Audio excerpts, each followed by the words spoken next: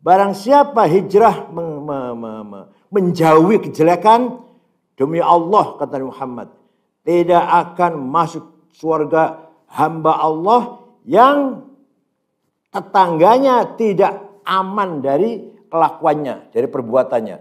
Jadi tetangga saya nggak pernah aman punya tetangga saya. Masyarakat Ciganjur merasa tidak aman dengan adanya saya di Ciganjur, maka saya pasti masuk neraka. Wajib malah masuknya nih. Ini kan ancaman, wa'id, masa nggak akan terjadi. Jadi kalau madzhab Asy'ari dia membuang semua yang pasti-pasti itu. Madzhab Asy'ari membuang-buang yang pasti. Karena apa? Gimana debatnya gimana? Thulutsy yadkhul jannata bighairi hisab. Umatnya Nabi Muhammad itu ada yang masuk surga tanpa hisab. Wa thulutsy yatuna bidzulumi wa khotoya fayughfar lahum. Ada sepertiga lagi umat Nabi Muhammad banyak dosa tapi diampura. Ada lagi wa thulutsun gimana? Wa qala malaikati idhabu. Gimana kalau malaikati? Lihat amalnya seperti apa orang itu. Malaikat jawab amalnya dosa tok seperti keamtalil jibal. Tapi dia syahadat. Yashhaduna an la ilaha illallah anna Muhammadan Rasulullah. Fayaqulu izzati wa jalali. La, gimana? Gimana jawabnya ya Allah? Mau saya bawa lupa. Maka Allah jawab, orang yang ikhlas iman dengan aku, masa aku masukkan neraka? Saya surga dong. Jadi walaupun dosanya banyak, kelakuannya jelek, tapi dia syahadat, 2 syahadat, dengan ikhlas surga. Apalagi kalau kalendernya gambar NU, wah udah. Ya, saya ikut ulama, anak banyak ulama. Buktinya apa? Kamu kelakuannya jelek kok. Ini kalender saya ada gaun Mbah Hasyim, bawa. Malaikat kalah itu. Udah. Ya, artinya apa? Dalam kemarin ayat, sekarang hadis, ancaman semuanya masa nggak akan terjadi. Asy'ari madzhabnya kan itu syafaat Rasulullah lah apa faifalahum.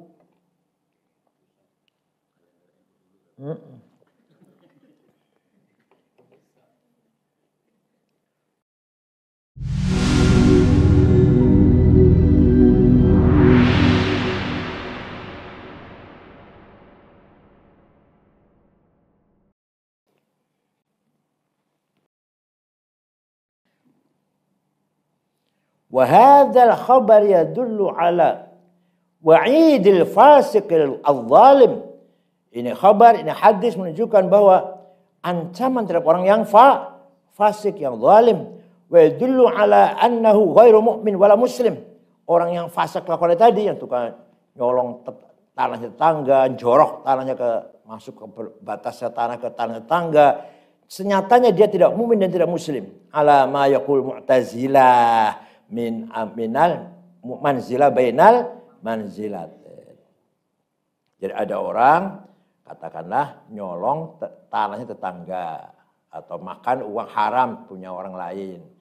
Tetap dia orang fasik masuk neraka karena dia bukan mukmin bukan fasik, tapi dia manzilah bainal, bukan mukmin bukan muslim, tapi dia manzilah bainal manzilat. Tengah-tengah antara muslim dan tidak muslim. Mu'tazilah tuh. Mu'tazilah ada akidah namanya manzilah bainal manzilatin. Ada orang Islam kelakuannya jelek, itu orang namanya manzilah bainal manzilatin. Kalau sunnah kita, orang yang maksiat, orang yang dosa besar, mukmin, asin. Mukmin masih muslim tapi ahli maksiat, murtakibil kabira. Itu gimana? Kalau Tuhan menghendaki ya dimaafkan, kalau Tuhan menghendaki ya masuk neraka. Sampai dosanya bersih, dan kemudian pindah ke surga. Gak ada orang selamat masuk surga kecuali orang yang tidak syahadat. Kalau masih orang itu syahadat tidak akan langgeng, tidak akan selama-lamanya masuk di neraka. Wa yara annahum yashhaduna an la ilaha illallah wa anna Muhammadar Rasulullah. Al-Hadsan itu, al-hadits tsani an Ka'bil akhbar. Enggak, belum ketemu belum. Di Google al-hadits tsani an Ka'bil akhbar.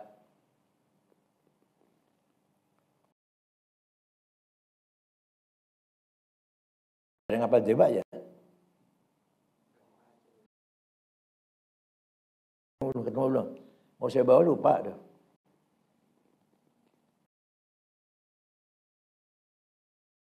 Udah ketemu. Al-haditsu tsani an qabil akhbar, itu paling akhir terus.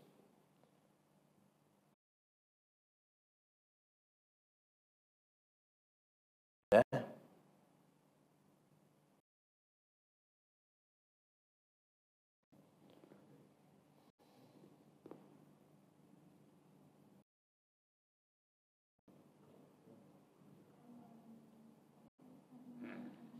Apa? Yang keras.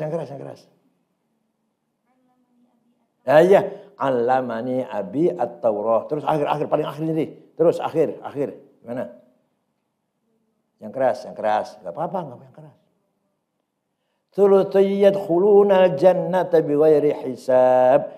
Ada sepertiga umatnya Nabi Muhammad masuk surga tanpa disiksa. Model ente lah kira-kira. Yang kedua wa thuluthun ya'tuna bidunubin wa khotoya itu fayughfaru lahum. Ada yang sepertiga dosanya besar banyak dan tapi diampuni. Yang ketiga wa thuluthun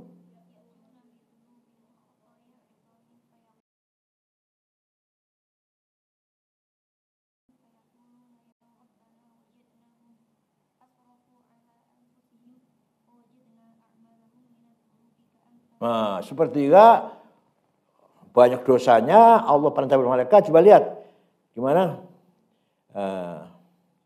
zinuhum, coba timbanglah malaikat amalnya. Waduh ya Allah, ternyata dosanya ka'amtalil jibal, seperti besar dosanya. Terus ghairu annahum ya syahaduna. Terus Allah jawab, tak hanya satu aja amalnya dia, syahadat, menyaksikan engkau Allah dan Muhammad Rasul. Terus fayaqulu izzati wa jalali mana?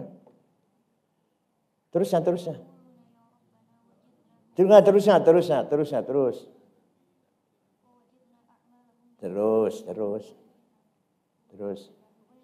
Iya sudah terus. Izzati wa jalali. Ya, kaman kadzdzabali. Saya tidak akan menyamakan orang yang beriman kepadaku dengan orang yang kafir, yang tidak percaya kepadaku. Akhirnya terus. Kaman kadzababi terus. Adkhul jannata. Masukkan surga itu. Jadi ancaman segini banyaknya ngapain itu? Ini ancaman kemarin Quran kan, ayat Qurannya. Ini sekarang hadis.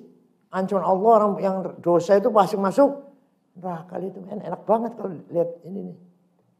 Ada orang dosanya banyak tapi ternyata jangan punya syahadat dengan ikhlas. Dia meyakini tidak Tuhan kecuali Allah, meyakini Nabi Muhammad Rasulnya. Maka Tuhan jawab, masa saya akan berlakukan orang yang menyaksikan aku dengan ikhlas seperti orang yang tidak mengakui saya? Ya beda dong. Terus adkhul jannahnya gimana? Adkhulul jannah bagaimana? Birahmati. Masuk neraka itu. Masuk surga atas dasar rahmatku. Belum ketemu, soal. Ini udah ketemu ini.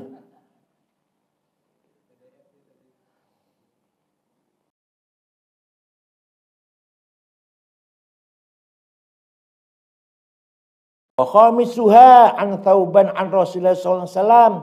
Man jaa yaumal qiyamati bari'an min thalathatin dakhal jannah al-kibru wal hulul wal wadain. Orang yang masuk surga nanti hari kiamat harus bersih dari 3 hal. 1, orang yang tidak sombong, itu al-jannah itu. Yang kedua, orang yang tidak hulul, tidak apa? Dendam. Dan orang yang dengki. Dan orang yang tidak punya utang. Kalau punya utang beresin dulu utangnya. Kalau punya utang. Kalau ada orang diperiksa utang nggak punya, dengki nggak punya, hatinya bagus lah, surga sudah. Tapi kalau ada orang punya kibir, punya sombong, punya dengki, ya neraka kan. Wajib nerakanya kata Mu'tazilah. Wa hadza yadullu ala anna sahib hadhihi thalatha la yadkhul jannah wa illa lam yakun hadzal kalam makna. Ini menunjukkan bahwa 3 orang tadi enggak akan masuk surga. Kalau masuk surga orang punya 3 kesalahan masih masuk surga, apa artinya hadis ini? Lah maknalah apa hadis ini apa artinya? Ente mau mengvakumkan arti hadis. Mu'tazilah pakai hadis juga ya. Jadi ini nih. Madhab yang menggunakan akal, ingin perkuat akalnya pakai dalil nas. Pakai dalil nas. Orang madhabnya akli, Mu'tazilah. Supaya kuat didasari pakai nas. Orang pakai madhab nakal supaya madhabnya kuat pakai dalil akal. Paham gak?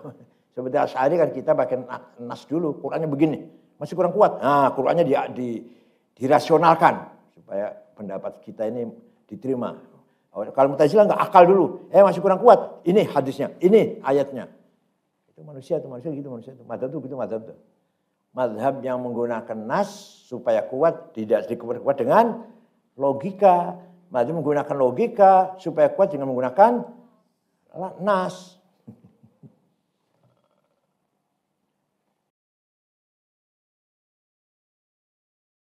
Kita sehari-hari juga gitu. Cerita saya punya ilmu kesehatan begini-begini enggak percaya. Nih dalilnya. Punya ilmu bisa menghilang, punya ilmu bisa apa? Enggak percaya. Ini dalilnya ada nih ayatnya atau hadisnya. Wal muradu minad dain man mata 'asiyan mani'an walam yurid taubah walam yatub anhu. Barang siapa mati bawa maksiat, mani'an pelit dan belum taubat. Mani'an pelit atau enggak zakat atau enggak sedekah, mani'an. Wasadis enggak apa betul. Wasadis an Abi radhiyallahu anhu qala an Rasulullah sallallahu alaihi wasallam man salaka tariqan yatlubu bi ilman sallallahu lahu tariqan min turuqil jannah wa man abta bi amilahu lam yasra' bihi nasabuh. Barang siapa yang menambah jalan meniti jalan menuju ilmu, cari ilmu lah, maka Allah memudahkan dia masuk surga. Barang siapa kendor mencari ilmu, maka nasabnya tidak bisa mempercepatnya. Barang siapa kendor, malas mencari ilmu, dia mengandalkan nasab, cucunya kiai besar, maka nasabnya tidak mempercepat masuk surga. Kendornya kendor lagi.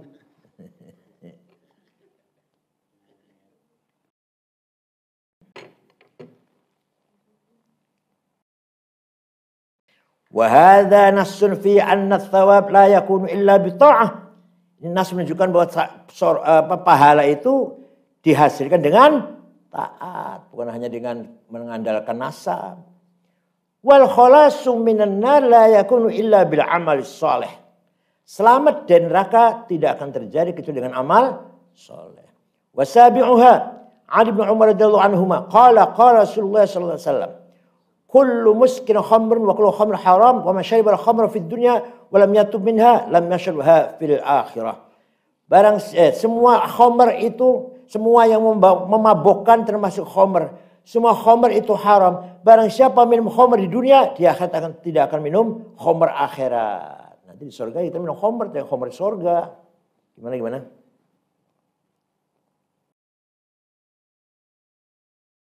Yatufu alaihim wildanun mukhalladun bi aqwabi wa bariqum min ma'in. Nanti anak-anak kecil layani kita di surga bawa gelas arak itu khamr. Tapi kitanya dikasih minum itu la yasda'un walahum tidak mabok enggak. La yasda'un anha wala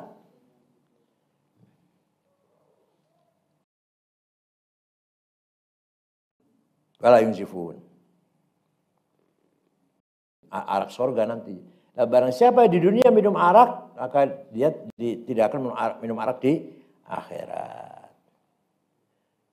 Nanti di akhirat itu semua amal maupun ilmu ditinggal mati. Kecuali hati yang masih ada, roh yang masih ada. Apa? Iman, takwa, mahabbah, ikhlas masih ada. Tapi otak dibawa ke akhirat. Ilmu, profesor doktor dibawa ke akhirat. Enggak. Atau zauk emosi, himmah, azimah dibawa ke akhirat. Enggak. Yang akhirat adalah al-qalbu, nafkhah rabbaniyah, the power of God. Itu yang akan dibawa ke surga. Hati akan sampai surga atau sampai akhirat lah.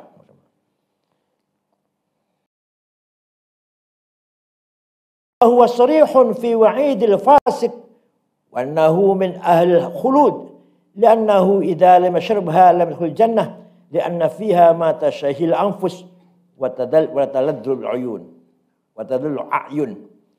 Ini menunjukkan bahwa orang fasik tidak akan masuk surga, tapi selamanya masuk neraka dan tidak akan mencicipi, bisa meminum arak anak akhirat, arak khamar surga. Wa thaminuha an Ummi Salamah qalat qala Rasulullah sallallahu alaihi wasallam innama ana basharun mithlukum wa la'allakum takhtasimun ilayya wa la'alla ba'dukum alhana bihujjatihi min ba'din faman qadita lahu bihaqqi akhihi fa inna qata'at lahu qit'atan minan nar. Saya ini manusia biasa seperti kamu sekalian, kata Rasulullah. Mungkin saja kamu akan, bisa saja di antara kamu ingin berdebat dengan saya. Dan di antara kamu pintar hujah daripada sebagian lagi. Nah, barang siapa menang tapi dalam keadaan batil, menang berdiskusi, berhujah dengan temannya tapi dalam keadaan yang salah, maka dia di akhir-akhir nanti lidahnya akan dipotong, ya, atau kemenangan itu ada merupakan bagian dari api neraka. Ini orang diskusi di sini membela kebatilan, masya Allah.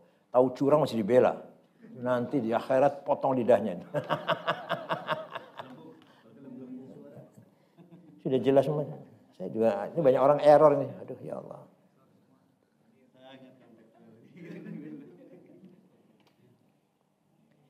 Wa tasi'uha, yang kesembilan, an Thabit ibn Dhuhhak qala alaihi salatu wassalam man halafa bimillatin siwal Islam kadziban mu'tamidan fa kama qala wa man qatala nafsahu bi syai'in yu'adzabu fi nari jahannam.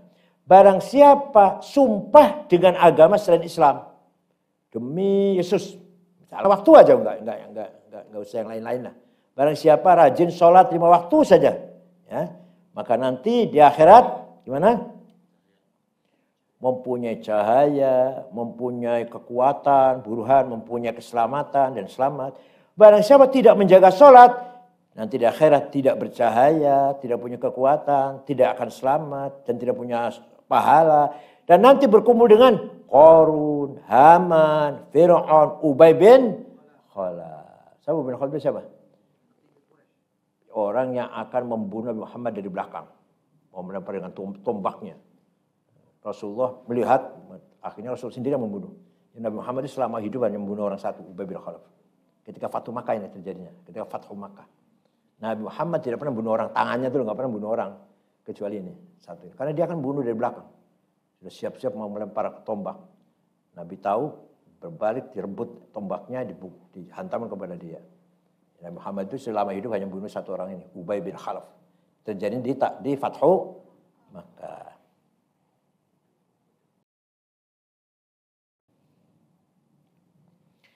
Wa hadha nassun fi anna tarka as-salati yuhbitul amal wa yujibu 'idal abad.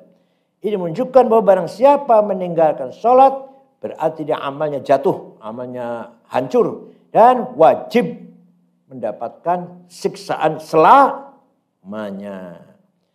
Al-hadi ashar, Ali bin Abbas radhiyallahu anhuma qala sallallahu wassalam man laqiya Allah mudmin khamrin laqiyahu ka'abid wathan. Barang siapa nanti di akhirat bangun dari kuburan jumpa dengan Allah mabok.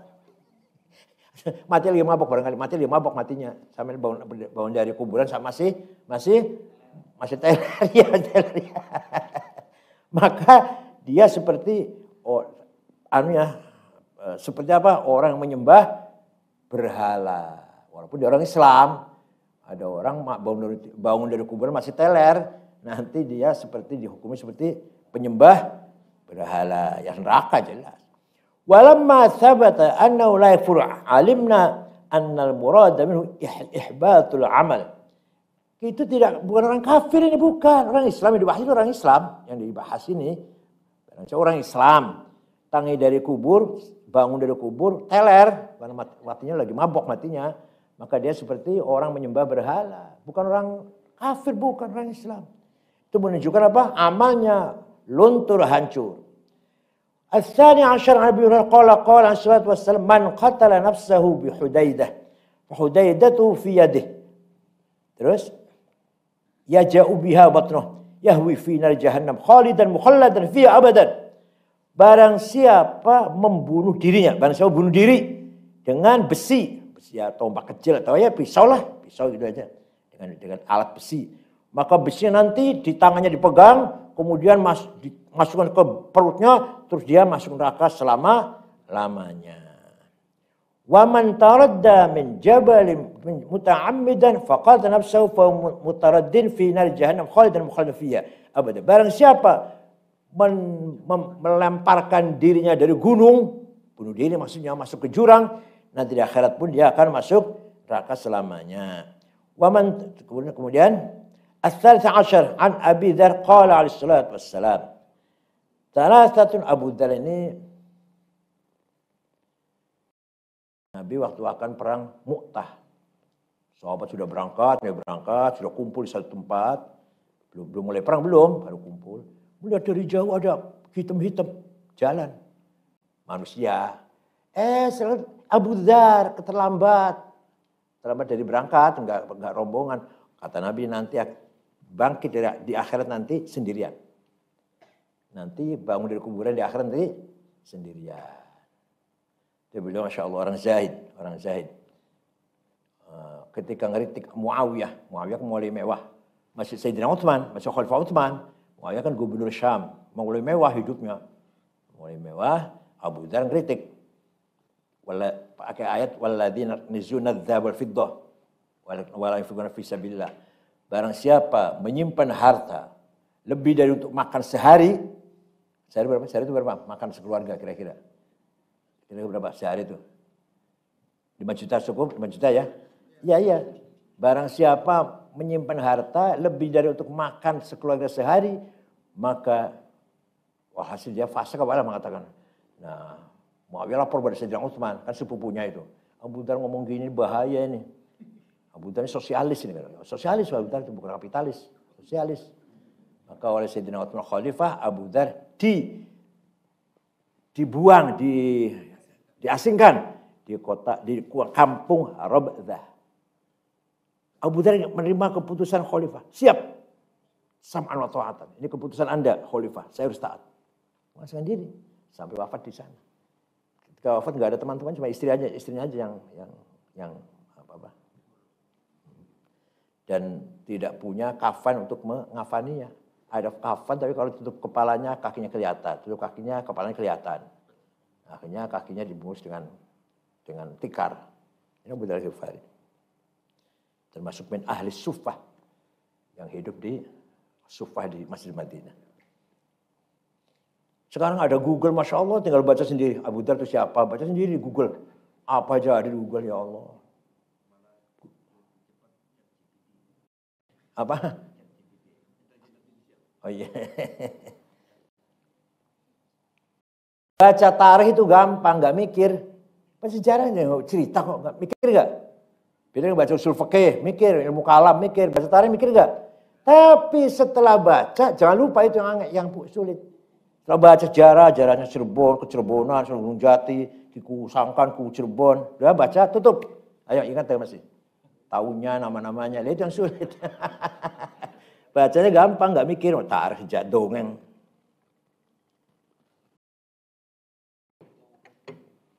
Ya saya sama saja baca juga yang nyantol, nggak semua enggak, tapi berapa persen nyantol.